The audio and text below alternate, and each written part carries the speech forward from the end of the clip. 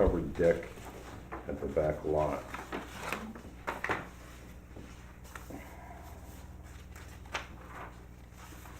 But the other, what about the ramp?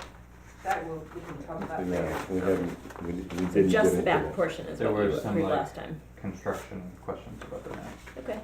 Yeah, we'll have plenty to do before we get to the front of the house, so we're not so worried. Oh, knock on wood. But what we wanted to do is start the conversation about the front of the house, after this approval, if this looks, fine, regardless, I just wanna keep moving forward.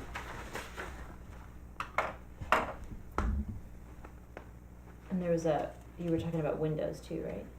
A question about, Yes, we asked the building inspector, he said he's fine with any exterior window as long as we sprinkler the space. And typically, you have like one head dedicated each lot line window, that's, as opposed to having egress windows, is that what you mean? no, instead of having fire rated windows, Oh, because of the lot line spacing? yeah. Yeah, because it's on a lot line, within a certain distance of the lot line, yeah, has to be fire rated. Got it.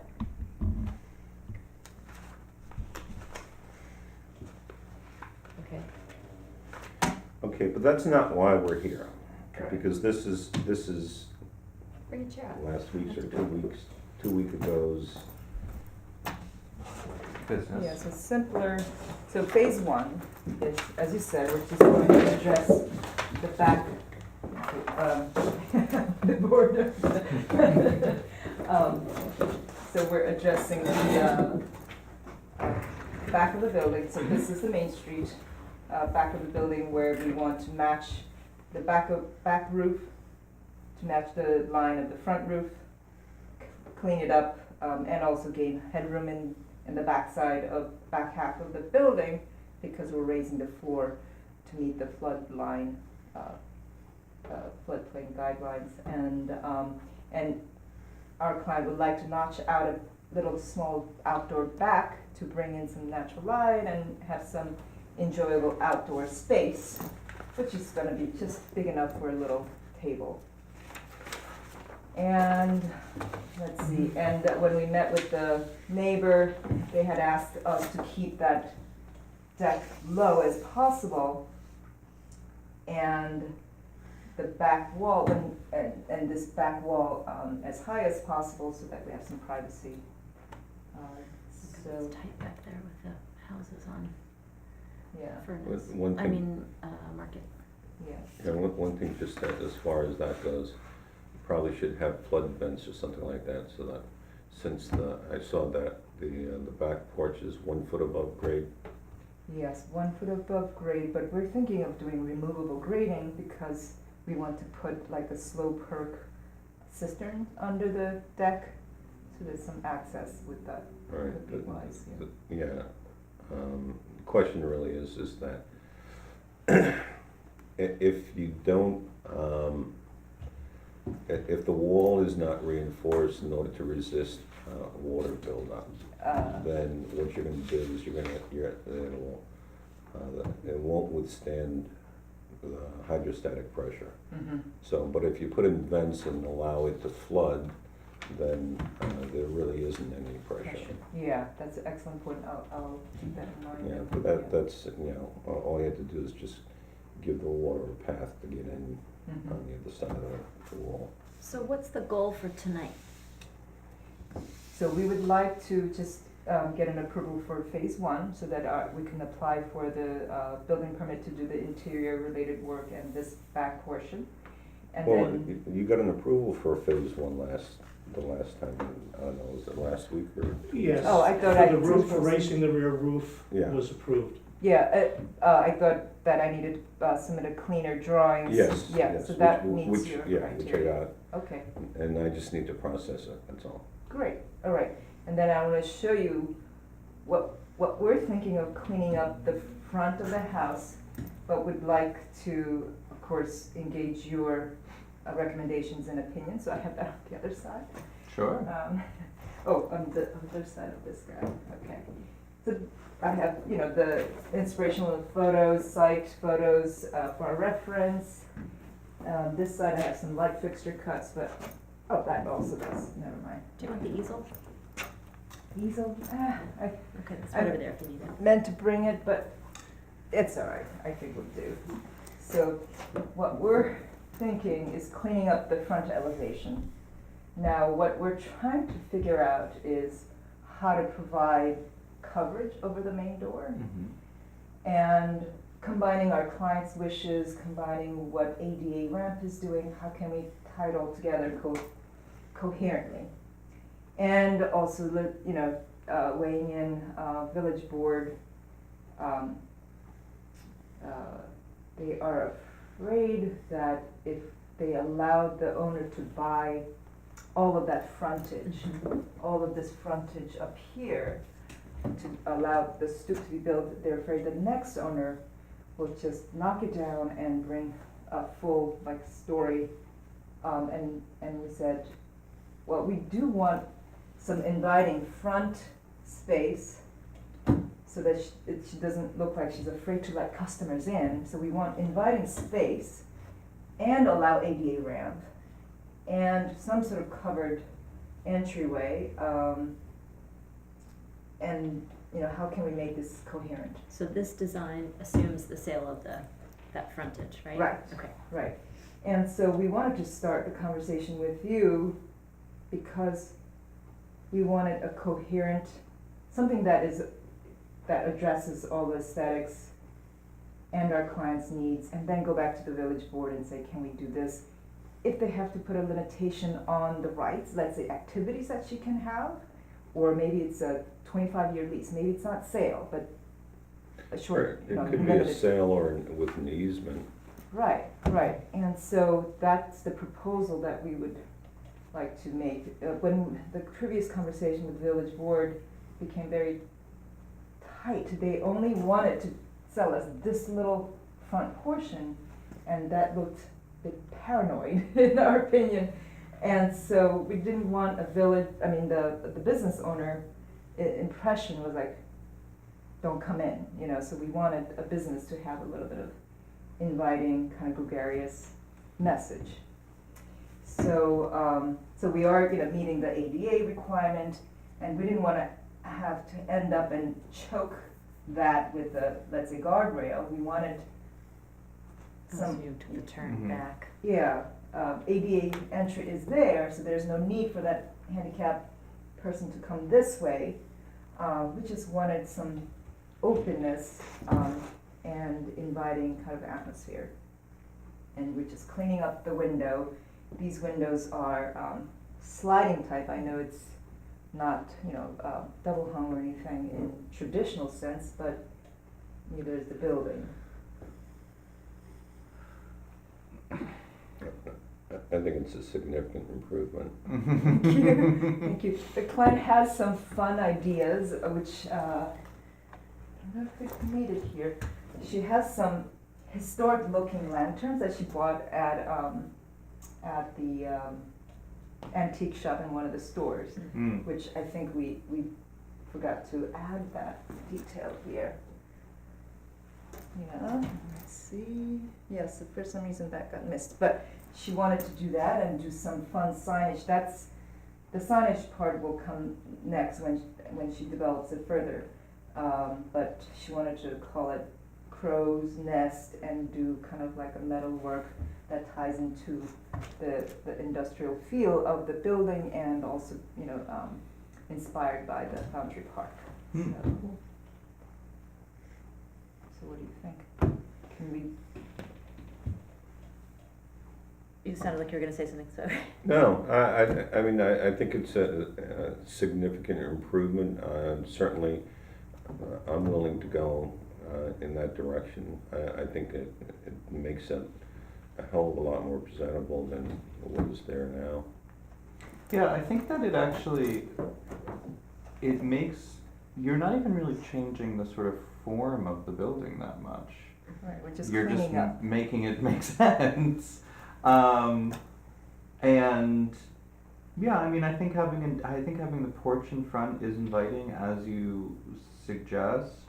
I think the only thing that pushes it a little bit from a sort of like a quaint space to maybe something that seems to be a little bit of a bigger scale than it is the width, by having such a wide staircase that you need to have that second railing, you know? Yeah. That's just kind of the one thing that pushes it into a very, very commercial looking space as opposed to a sort of like adapted commercial space, but that's not even anything that is, you know, I mean, that's certainly not a deal breaker in my eyes, but, Yeah, we thought it would be so nice to have this flow of space, you know, like right, giving some continuity. We looked at putting a railing here and it was choking it. it was stifling it too much. Yeah. What's the maximum width that you can have before you need the, It was Center 60 rail. inches, 60 inches, and we're very close right now, and Yeah. we have to tweak it a little bit. But You have to be within 32 inches of a rail. so at the center of the, so from the center of the staircase, it needs to be within 32. Yeah. Yeah. 32, yeah. Yeah. Okay, so then we might need that. We've somehow we thought it had to be 6 feet on center, 5 feet on center. Well, if you're 5 foot on center, then, you know, that gives you Yeah, it's an essentially. inch right. tolerance in each direction, or a couple inches, so. Right. I think there's a lot going on here for a very simple design. Mm-hmm. I mean, in a good way, a lot going on. It's such a problematic building because it's infill construction that's so out of scale with what's around it. Yeah. It's like a Right. missing tooth down there. Yeah. And so, I mean, ideally, to me, infill construction would have gone higher on this lot and, you know, captured, if you're raising for floodline, like really raised it for floodline and sort of made a demonstration project for Lower Village. I really sort of wonder if you're raising it enough for her goal to be above floodline down there. Yeah. You know, when the hurricanes came, it was deep all the way to the tracks. Yeah, she couldn't afford to add another story on it. That was number one. And then number two, I mean, James thought, yes, you know, we could at least go one story higher, just to make it look better. And then also, she didn't want to make it too high where, again, you know, she wanted to be inviting, not like it's a mountain to climb, that kind of thing, yeah. I So, think, you know, in Go a ahead. way, it's actually, I mean, I understand what you're saying, where it's like, you're going through the trouble of raising it somewhat, but maybe it's not raising enough. On the other hand, I think as far as a sort of demonstration is concerned, it's interesting that the building is being raised sort of it's being adapted within its existing space. Mhm. You know, that you're essentially raising the floor on the inside without really changing the height of the building or the exterior of the building. That's much more of a sort of adaptive approach to wanting to like increase the floor space. Obviously, in doing so, you need to have the ramp, you need to have the stairs, and everything else. Oh, right, But that was the other factor, the ramp. This Right. was as much as we can go with the ramp. well, as it's yeah. complicated, and what is there now ends up looking very forbidding. Mm. You know, you never can really figure out where you are supposed to go in or if you should go in. Mhm. And so getting that side open makes a big difference. I mean, you're also, you know, it's a little bit of a complicated block because Mhm. we do now have commercial use on the corner Mhm. and we have the commercial use at Hudson, Mhm. and then multifamily, the dance studio. Yeah. So it's all Ice cream it's. place. Yeah. Oh yeah, around the corner, yeah. Moving corner, Um, whatever. and But I also think- in a sort of strange, not really commercial looking building. Yeah. Right, and you know, for me, one of the big disappointments about how that part of the district got redeveloped when the housing went in is that it didn't end up having more street life in the Mhm. lower portion of the village. And you know, there's not, Rincon by itself kind of isn't enough to generate. So I'm thinking, you know, maybe this does begin to generate foot traffic down there. Not our Good. purview. I mean, I'm throwing that out to say if the goal here is to generate energy and activity, I think that the design does that. It's inviting. It does invite people to come in. you know, I think that you will hear, I am very comfortable with a more contemporary design in the district. You already have a building that's non-conforming. I'm comfortable with the elements. I love the horizontals in this design. I think there will be folks who will wonder how we could let this happen in the district. But it does maintain forms that we see around the village, the roof line, the long porch. And in terms of I mean, it maintains the forms that we see on the building. yeah, no, exactly. It's not. Well, but it's an existing non-conforming. I mean, I think if we had an empty lot here, we wouldn't necessarily go in this direction. Right. But given what we have, it seems like a good compromise, and it doesn't, to me, the impact that this design has on that block is much less than that impact. Because it sort of recedes into the background a bit. In terms of the porch, I guess, if given the opportunity, that I don't really understand. I do understand the idea that the trustees are raising that if you build the porch, then someone could want to infill that porch and go up. But the building is very strange on that block because it sits so far back from the street. You know, it sits much further back than anything else on the street. Right. Yeah. And also every other Actually, building no. that porch I mean, has their- take a look at the photograph, it aligns with the Lusk building. Oh, At it's, least the facade. Well, the facade does, but Right. all those buildings are porched. Yeah, they all have porches. Well, they have porches, right, so, I mean, I don't see why somebody would have an urge to fill in a porch if all of the other porches aren't Well, filled I in. mean, we can't control what someone has the urge to do, but I guess Well, I'm saying but that the thing- visually it doesn't, I don't think that it sets us, I don't think that it is atypical on that block to have a porch come to the front. exactly. And we did look at the option of like extending this roof over for coverage, and it was overbearing, so we pulled Yeah. back. You know, so we were,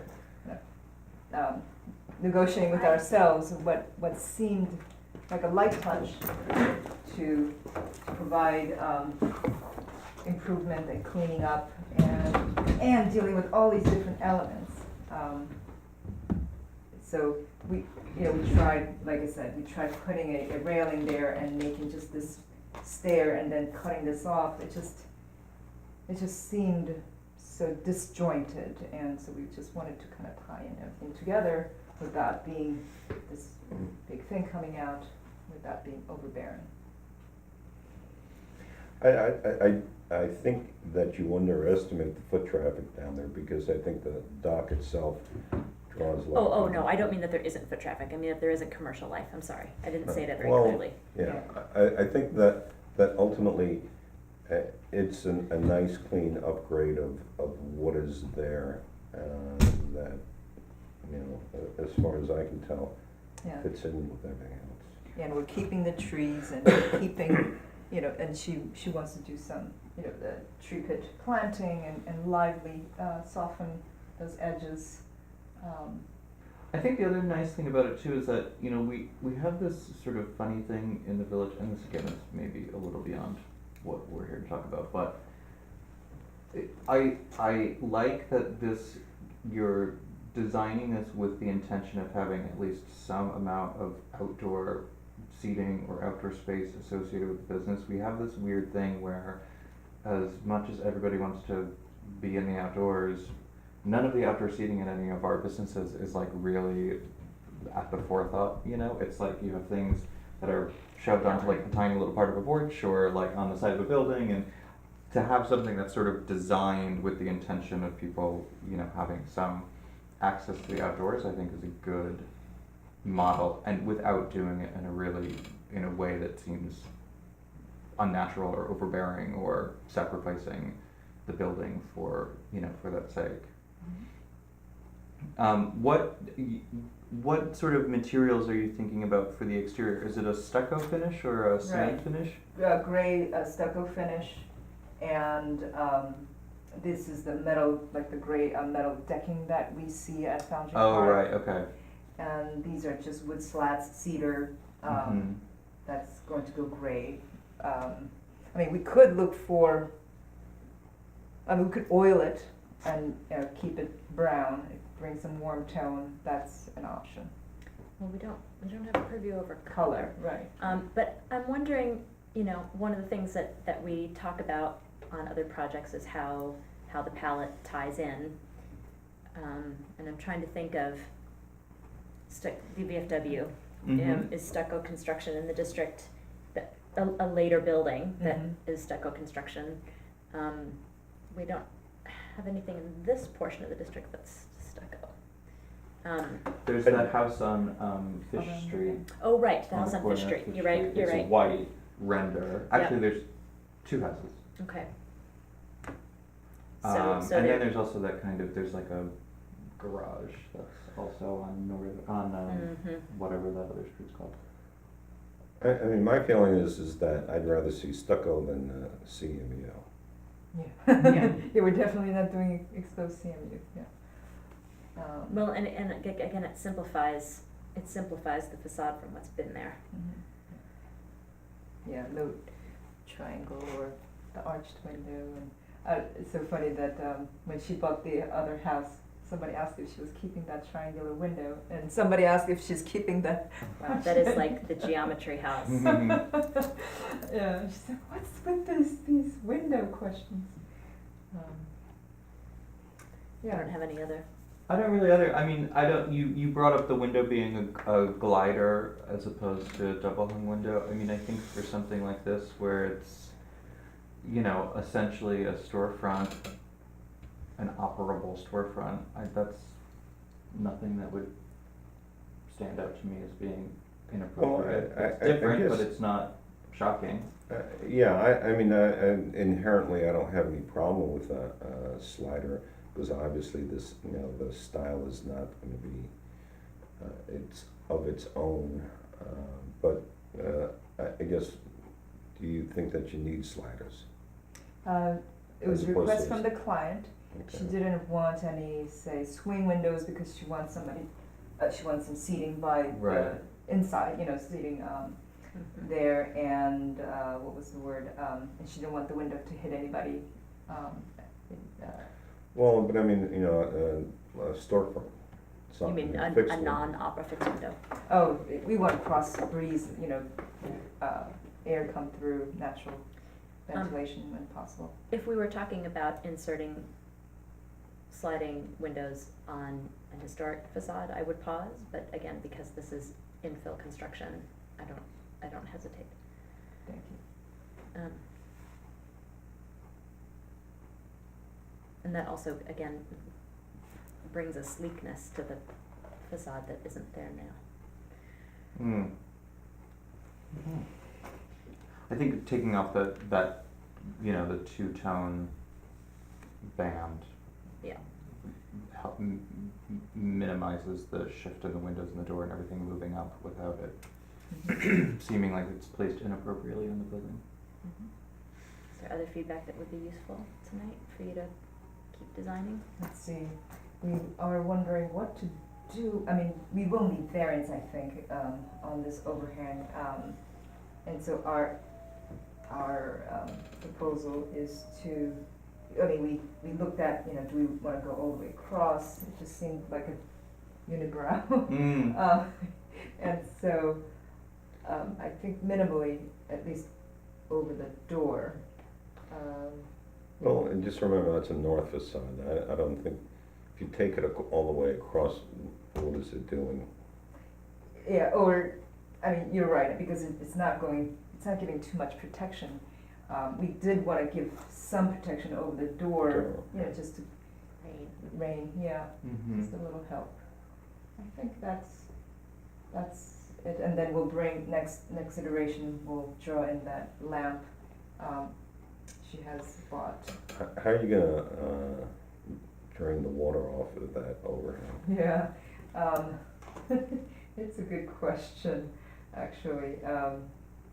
I think that was there when, that got put on when Village Board was asking us to take this off. And so it is a good question, yeah, and so when that deck wasn't there, we thought maybe we'll just drain to one side. I mean, the other thing too is you want to have a little protection of the door when people are fumbling for their keys.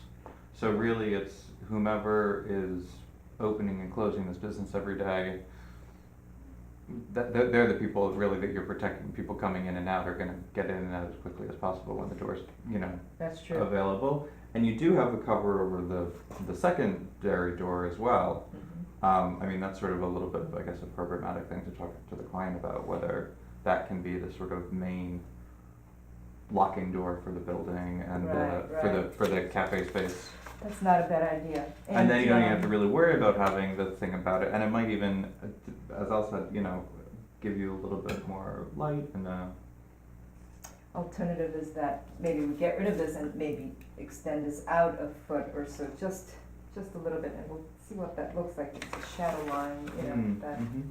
But you're right, I mean, you're right, and people coming in, they're just pushing in, so it's not like they have to step back and Right. pull. So it is a quick entry. So I think, yeah, we were wondering if we should do that or Well, not. I mean, the other thing is that you do have a fairly thick wall assembly, you could bring it inside. There we go. Bring the cantilever oh, from kind the of side. countersink the door a little bit, you mean? No, I mean, you can, have a Oh, I see. leader inside, in the wall construction and just, yeah. because under the porch, you have essentially a void there. Otherwise, you wouldn't have the slats, the Right, horizontal slats. right. So you could probably dump it there or, because you're not talking about a huge roof area. Right, right. I mean, what is that? It's like 5 by 3. Mm-hmm. Yeah, you're right, and there's no insulation in there, so if we could just work Just it bring into it- that. Yeah, I mean, there are options and, I'd be even willing, if you come up with, if you, let's say you're putting these 2 lights on the side, well, maybe there's some sort of pilaster which the lights are mounted on, and that'll give you a place to run the pipe. Right, and externally, so that if we need to maintain it, then Right. it's easy to get to, yeah.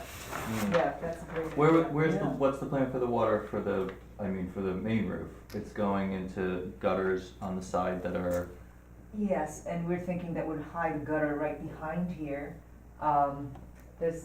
Actually, we may have to pinch the gutter from one end to the other and bring it down more central. I'm sorry. deeper into the. Yes, and then we will have cisterns underneath there, back Mhm. there. Mhm. So I think we're thinking that we'll bring the meter back here, and we'll illustrate that next time, but, Mm-hmm.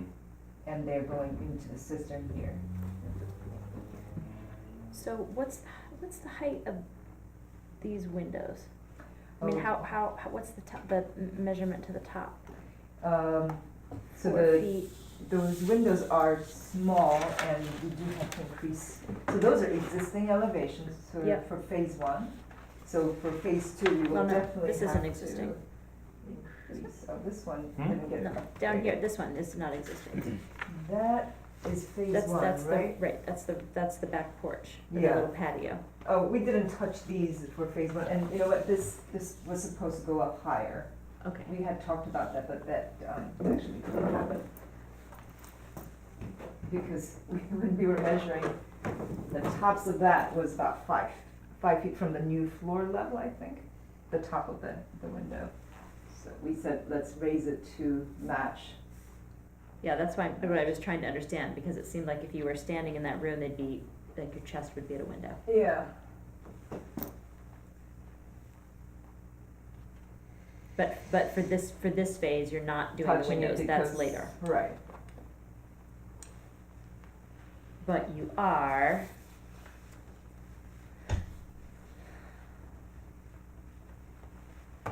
I guess I'm not having a hard time understanding how this is gonna work on the back in phase 1. Phase 1, so the existing elevation in phase 1 is, let's see, might be on the back side of that board. Oh, no, it's right here.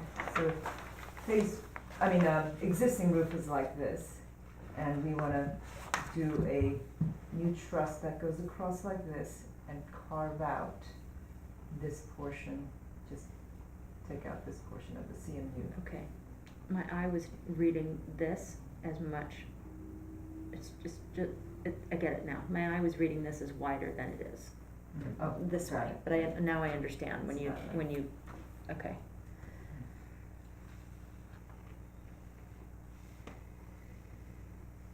So when you come back next time, you're gonna have specs for, are these windows, this is a door, these are windows? Correct, Are yeah. these gonna be sliders? Also, yeah, so they don't hit people, Cause you've got such a tight space. yeah.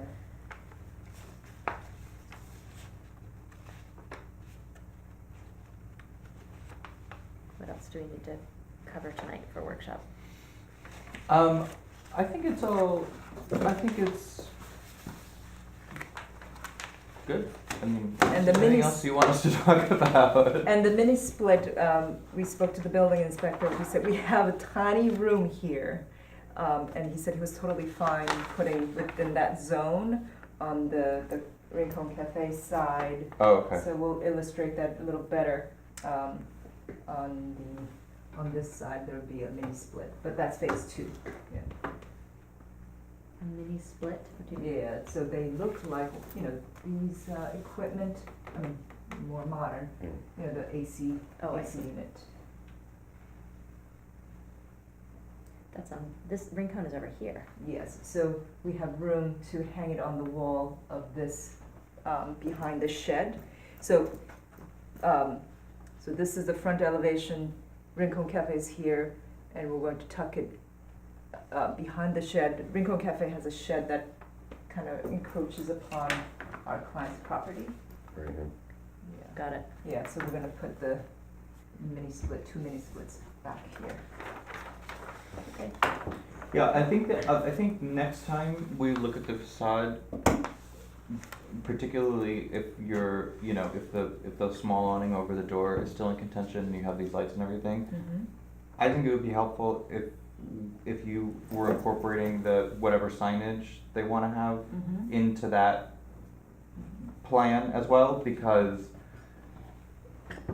I think that's going to affect kind of heights of things and spacing of things, and you don't want to end up with a sign that's kind of too far up into that Right, pitch that looks right. Yeah. kind of tacked on, Or hit anybody. or hit anybody who's Yeah. Around the corner, yeah. Yep, all right, sounds good. We'll incorporate those and, how the leaders are being incorporated if we're keeping that roof. She may decide, it's too complicated, and you're absolutely right, employee entry could be right there, so that simplifies things. Yeah, and it cleans up, it's just one less element of that. So. I need that that's the process for. Oh, we only have application. one copy of this? I have this one. I made 2 copies, she only submitted 1. Oh, we only submitted one. Okay, sorry about that. So, there should be one that stays here. Yeah, we can bring more prints tomorrow if necessary. Well, More color copies here. I just need to go through a little bit more carefully so that it's clear what is being approved and what isn't. So, let me work off of these. What I need to do is get the application. I have the application form, but I'm trying to think of what else was submitted. I have the application form, the referral. You have them at home already? No, I left it in the folder. Yeah. Do you want me to get you the file? I'll get it before we go. Is there anything else that you would like us to comment on? So for next iteration, I guess to move beyond workshop, should we do one more workshop and then go public hearing? What do you think is appropriate to do? Well, I guess when the rest of the board is here, we can make a decision. I'm not totally sure that we need a public hearing for something like that. Well, you also need to resolve the stoop before you can. Yeah, it's Right. true, you're absolutely right, so then we'll do the village, board of trustees with this, because they haven't seen this yet. They've seen 2D drawings, because at that moment, we didn't know exactly how to address everything together and what we were summarizing. So, yeah, we'll go to the village board and then come back to you.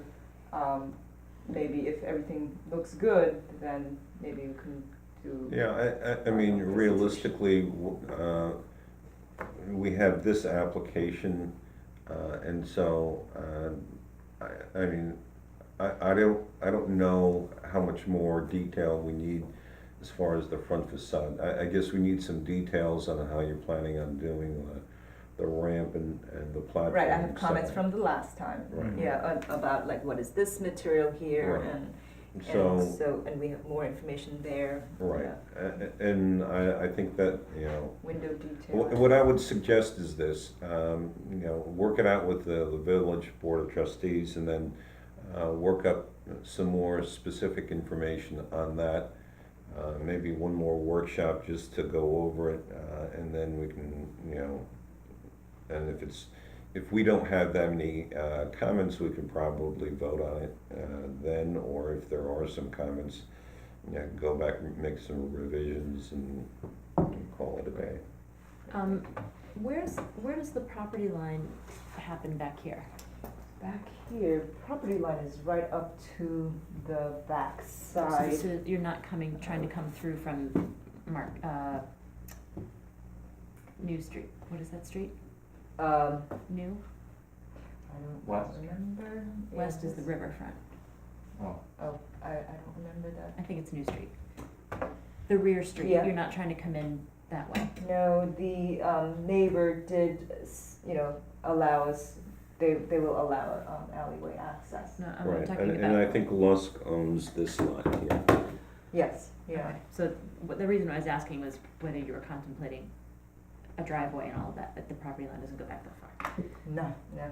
Oh, and I think Lusk owns up to this line, and then the owner of the Rincon Cafe, I think, wraps around. It's a very strange line down there. Yeah, it is complicated, yeah, and the shed trespasses Laura's, property line, and it's complicated there, but Okay. we're all being neighborly. So, all right, well, thank Okay. you so much. Oh, and I have the survey, does it help to submit a professional survey? We don't need the that? survey. I don't think we really need it for what we're talking about. For curiosity.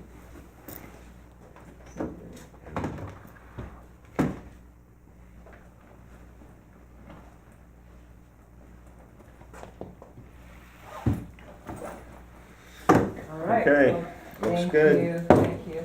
Great. Pleasure.